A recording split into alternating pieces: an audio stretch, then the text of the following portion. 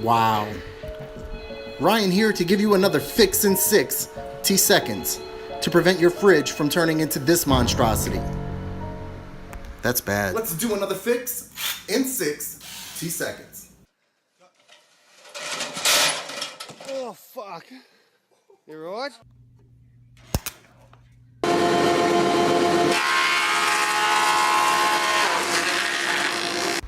Let's say you're a lot like me and you can't help but spill things in your refrigerator.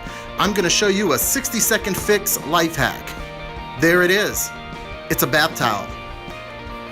Even with the bath towel in place, you can easily insert and remove anything you want to put in the fridge, and it will protect you from nasty spills like this. Quickly and easily, take that towel out, pop a new towel in, and look, you can still put things in the fridge and close it.